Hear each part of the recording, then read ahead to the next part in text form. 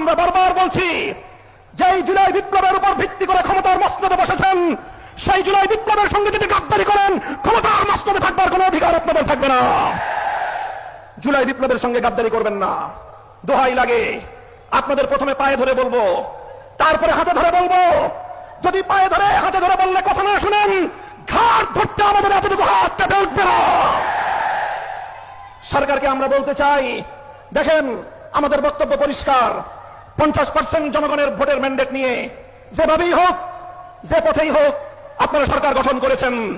50% জনগণের সংসদ নির্বাচনে ভোট প্রদানের যে মর্যাদা এবং সম্মান রয়েছে, গণভোটে প্রায় 70% মানুষ যে হ্যাঁ ভোটে ভোট প্রদান করলো, সেই 70% মানুষের ভোটাধিকার নিয়ে যদি ছিনিমিনি খেলতে চান, ইতিহাস স্মরণ করিয়ে দিতে চাই আমি আপনাদেরকে।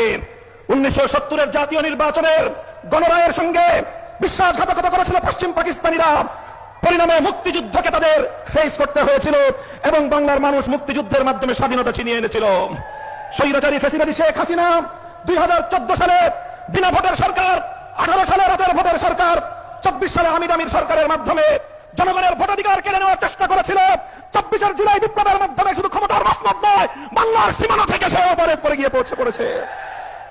আপনাদেরকে বলতে চাই, 70% জনগণের এই ম্যান্ডেটের সঙ্গে যদি আপনারা বিশ্বাসঘাতকতার এই ধারা অব্যাহত রাখেন, আপনাদের পরিণাম পশ্চিম পাকিস্তানি স্বৈরগোষ্ঠী এবং শেখ হাসিনার চেয়ে ভিন্ন কিছু হওয়ার কথা নয়। আপনারা গণভোটের রায়টা কার্যকর করেন, ভালো হবে আপনাদের। দেশের মানুষকে সম্মান দেখান। আপনারা আমাদের কথা শুনবেন এক সময়। তবে বাংলাদেশে একটা কথা আছে, একটা প্রাণীর কথা, যে পানি খায় তবে ঘোলা করে খায়।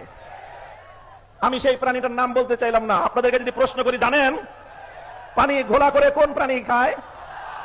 আমরা বলেছিলাম, এই চুপ করে রাখেন না, আমরা বলেছিলাম শেখ হাসিনার লেসপেন্সার চুপ বাংলাদেশের রাষ্ট্রপতির ক্ষমতার মসনদে থাকতে পারে না।